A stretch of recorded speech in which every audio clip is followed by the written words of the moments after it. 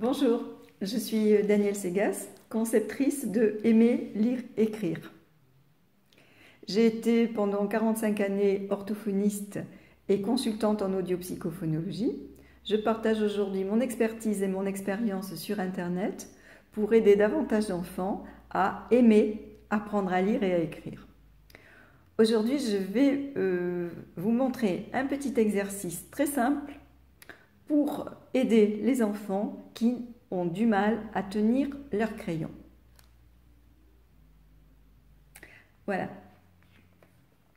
Donc, je prends ici une ardoise plate, je pose ma main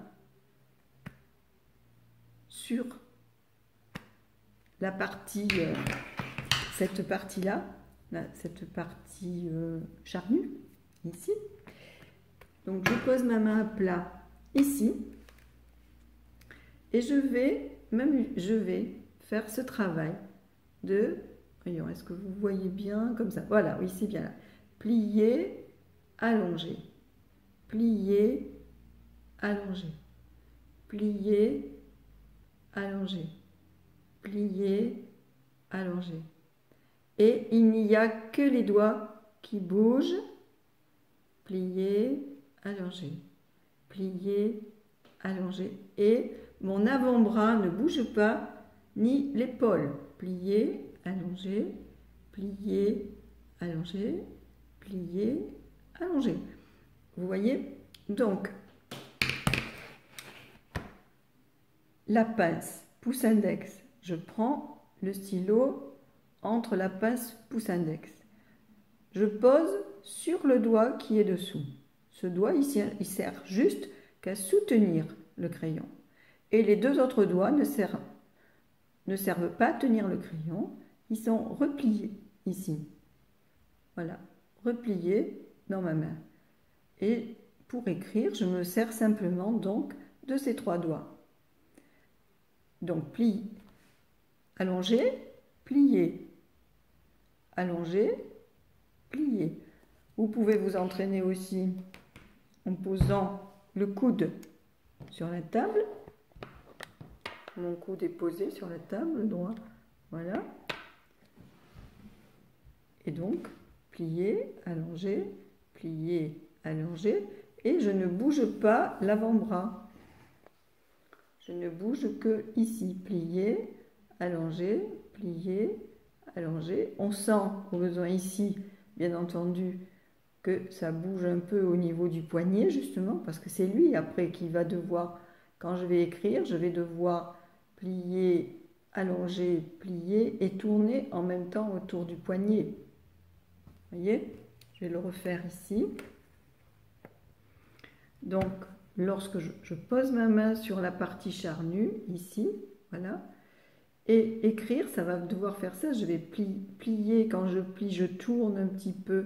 Je tourne autour du poignet, j'allonge les doigts, plier, allonger. Et là, je fais des ronds.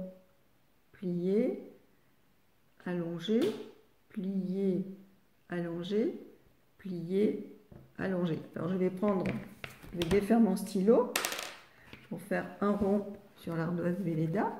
Donc voilà, et que vous voyez bien, je pose, hop, sur cette partie-là. Voilà, je vais essayer de vous montrer.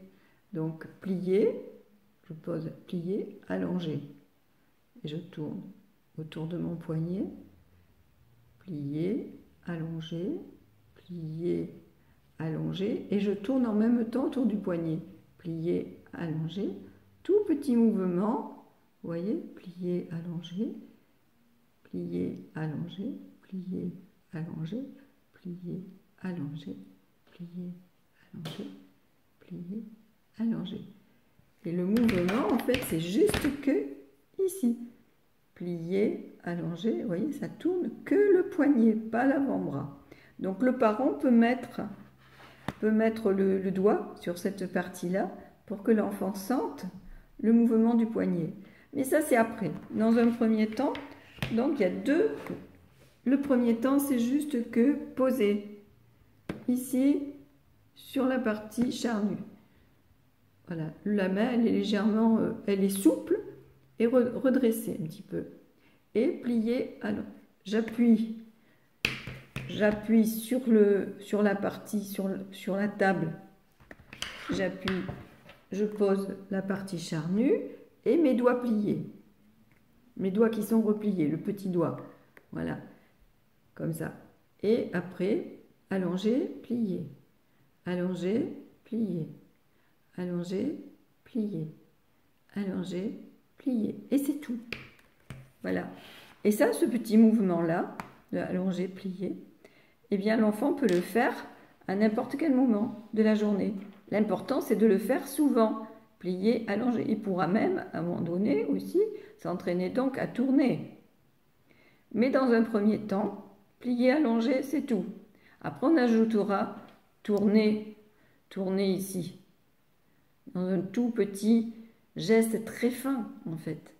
C'est pour ça qu'écrire, c'est difficile, parce qu'elle demande beaucoup d'attention, de concentration, et localiser à un endroit. La pince, pouce index, le majeur qui soutient, et ensuite le mouvement de rotation qui part juste que depuis le poignet. Vous voyez, ça s'entraîne tous les jours, tous les jours, tous les jours. Plusieurs fois par jour, 2-3 minutes, chaque fois qu'on y pense. Donc chaque fois que tu y penses en classe, au lieu de toucher, de jouer avec les doigts à tripoter quelque chose, ben tu te concentres sur ça, sur le mouvement de plier, allonger sur ta table. Tu écoutes le professeur et en même temps tu fais plier, allonger. Donc ta conscience, tu vois, tu la mets là, sur tes doigts et ton poignet, et tu vois, tu ramènes ta conscience de toi, près de toi. Et comme tu ramènes ta conscience près de toi, eh ben, tu vas écouter. Tu vas écouter le professeur. Et pour écouter le professeur, il ne faut pas projeter sa conscience vers le professeur. En fait, c'est tout le contraire. Tu rapproches ta conscience de toi et de faire ce geste-là du mouvement d'allonger les doigts, plier, plier, allonger, va te permettre donc de rapprocher ta conscience de toi-même, de ton corps, et du coup, tu vas te mettre à entendre le professeur. Tu vas faire attention. Tu vas écouter. T'écoutes. Ton geste te sert à t'entraîner, à créer les circuits de neurones de l'écriture dans ton cerveau. Et en même temps que tu fais ça, tu développes l'attention, la concentration qui te permettent d'écouter ton professeur. Ça devient un petit geste automatique. Plier, allonger, plier, allonger. Le professeur ne va rien te dire. Et si jamais il te demande quelque chose, puis tu lui dis, je m'entraîne à faire le geste. Ce geste-là, c'est un exercice pour mieux tenir mon crayon. Qu'est-ce que tu crois qu'il va dire? Il va te dire peut-être écoute-moi. Mais oui, mais ça ne me déconcentre. Au contraire, ça m'aide à me concentrer. Puis tu fais pas de bruit. Donc, l'enseignant ne doit rien te dire. Je pense que ça le dérange davantage si tu tripotes plein d'objets que tu fais tomber, que tu ramasses sans arrêt, que tu es distrait à parler avec les copains. Là, tu parles pas, tu dis rien, tu fais juste que ce tout petit geste de plier, allonger, plier, plier, allonger, plier, allonger, plier, allonger, plier, allonger. C'est tout. Voilà. Et je vous fais remarquer au passage que moi, je porte le casque à entraînement audio-vocal for brain, parce que comme ça, pendant que je fais mes vidéos, eh bien, je stimule mon cerveau et je mets en route donc les circuits de contrôle de la voix par l'oreille. Ça m'oblige moi aussi à être beaucoup plus présente, à faire attention à ma voix. En même temps, ça dynamise mon cerveau, donc j'ai les idées plus claires et en même temps, j'ai également aussi une fluidité verbale qui est meilleure que lorsque je ne porte pas le casque, mais en tout cas, ça m'entraîne à développer la fluidité verbale. Je trouve que je progresse beaucoup à ce niveau-là. Vous pourrez me mettre les commentaires sous la vidéo. Si vous avez l'habitude de m'écouter, moi je trouve que j'ai une expression beaucoup plus aisée depuis que je porte régulièrement le casque en entraînement audio-vocal. Et toutes les circonstances sont bonnes en fait pour l'utiliser le plus souvent possible. Donc j'ai décidé maintenant de faire toutes mes vidéos avec le casque.